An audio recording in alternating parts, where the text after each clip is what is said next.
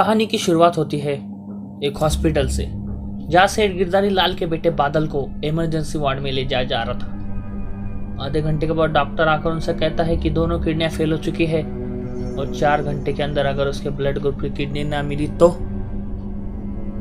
नहीं, मेरे बेटे को कुछ नहीं हो सकता। घबराओ नहीं माँ, घबराओ नहीं, बादल मेरा भाई है, उसको कुछ नहीं होगा। शहर में ही कहीं। अतुल कहाँ रखी थी किताब? ये अतुल भैया को तो कुछ याद नहीं रहता। अरे वही तो है, ऊपर से दूसरे रैंक में 4थी किताब। लेकिन किताब काटते वक्त ब्रिजेश नीचे गिर जाता है। इनकी कमर में से तो खून निकल रहा है। मेरे आंखों के आगे अंधेरा छा रहा है। इन्हें जल्द से हॉस्पिटल में ले जाना होगा। 15 मिनट के बाद हॉस्पिटल में इनका खून काफी बह गया है। ब्लड बैंक से AB पॉजिटिव खून लेकर आओ जल्दी। तभी वहां बादल का भाई इंस्पेक्टर गजराज आता है। कुछ इंतजाम हुआ मिस्टर गजराज? नहीं हुआ डॉक्टर। अगर मेरे भाई को कुछ हुआ तो मैं पूरे हॉस्पिटल में आग लगा दूंगा, चाहे उसके लिए मुझे कुछ भी करना पड़े। क्या मतलब? अगर किडनी ही नहीं है तो मैं क्या कर सकता हूं? अगर आप चाहे तो बहुत कुछ कर सकते हैं। तभी अतुल वहां खून लेकर आता है। ब्रिजेश को खून दिया जाता है। कुछ देर बाद डॉक्टर कसने के ऑफिस में, ये लो 2 लाख रुपए, तुम्हारे हो सकते हैं ये। मैं समझा नहीं, ये 2 लाख रुपए आप मुझे क्यों दे रहे हो? बेड नंबर 20 पर ब्रिजेश नाम के लड़के का ब्लड ग्रुप भी बादल के ब्लड ग्रुप वाला है। ये सुनते ही डॉक्टर जैसे सब कुछ समझ गया था। लेकिन ये जुर्म है, उसे खुद खून की जरूरत है। ऑपरेशन में उसकी जान भी जा सकती है। ये एरिया मेरे हाथ में है डॉक्टर, तुम पर कोई आँच नहीं आएगी। सोचो मत डॉक्टर, मेरा बेटा पल पल मौत के मुंह में जा रहा है। कुछ देर बाद ऑपरेशन। डरे मत मिस्टर अतुल, छोटा सा ऑपरेशन है। चोट ने शरीर के अंदर तक असर किया है। ऑपरेशन की लाइट जल उठती है। ब्रिजेश भैया होश में क्यों नहीं आते? भैया आएंगे पिंकी, जल्दी ही होश में आएंगे। 6 घंटे बाद अतुल भागता हुआ डॉक्टर के कैबिन के पास पहुंचता है। गिरिराज की आवाज आती है। ब्रिजेश बचेगा या नहीं? 20% चांस है बचने के, लेकिन उसकी किडनी बादल की जान बचा लेगी। ये सुनकर अतुल डॉक्टर को मारने लगता है। गिरिराज उसे पकड़ता है। छोड़ दो मुझे, हत्यारे हो तुम लोग, अब तुम सब फांसी पर लटकोगे। ये बोल के वो पुलिस को टेलीफोन लगाता है, लेकिन इंस्पेक्टर उसे गोली मार देता है और उसकी भी वही मौत हो जाती है।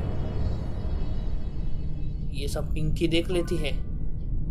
पिंकी घर आकर टेलीपैथी किताब पकड़कर अपने भाई देवराज से मानसिक संपर्क साधती है। पिंकी की लाचार आवाज एक भयानक गुफा तक पहुंचती है। देवराज भैया, क्या तुम मेरी आवाज सुन रहे हो? पिंकी, मैं सुन रहा हूं तेरी आवाज। कैसे याद किया आज अपने बदनसीब भाई को? और अतुल और ब्रिजेश कहाँ है? मार डाला उन्हें। ये क्या पक रही हो पिंकी? और ये कौन है? बुरी तरह चौंक गया देवराज। मिस्टर गजराज, इसने तुम्हें अतुल का खून करते वक्त देख लिया था, मार डालो इसे। देवराज मानसिक शक्ति से पिंकी को देख रहा था और उससे बातें कर रहा था, पर बेचारा चाहकर भी पिंकी की मदद नहीं कर सकता था, सिर्फ देख सकता था। गजराज उस पर जहरीला सांप फेंक देता है, जिसके काटने से पिंकी की मौत हो जाती है। अब कोई खतरा नहीं, इसकी मौत अब दुर्घटना साबित होगी। तभी अचानक पिंकी की आंखें एकदम जिंदा हो गई। आंखें मानो टीवी का पर्दा बन गई, जिसमें दिखने लगी फिल्म, पिछले दिनों घटी सभी घटनाओं की फिल्म, ब्रिजेश से लेकर पिंकी की मौत तक की फिल्म। ये देखकर देवराज गुस्से से पागल हो उठा। उधर बादल को होश आता है। होश आने पर बादल उसको किडनी देने वाले के बारे में पूछता है। हम उसे नहीं बचा पाए बेटा। उसके परिवार वाले तो होगा। उसका भाई एक स्मगलर था, पुलिस के हाथों वो भी मारा गया।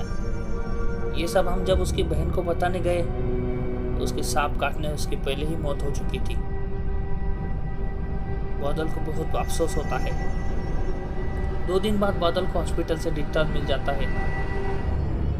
एक रात में बादल के पास उसकी माँ आती है, तभी लाइट चल जाती है और इससे पहले कि रुक्मिणी देवी किसी को आवाज दे पाती, कमरे में गूंज उठती है वो भयानक हंसी। कौन है? कौन है? मुझे नहीं पहचाना? सामने आऊंगा तो पहचान लोगी क्या? मैं आ रहा हूं तेरे सामने। पहचान मुझे, पहचान। कौन था देवराज और वो किसकी आत्मा थी? क्या देवराज अपने भाई और बहन की मौत का बदला ले पाएगा? ये जानने के लिए आपको थोड़ा इंतजार करना होगा मेरी अगली वीडियो का। अगर ये कहानी आपको अच्छी लगी है तो इस वीडियो को लाइक ज़रूर कीजिए और हमारे चैनल को सब्सक्राइब कीजिए।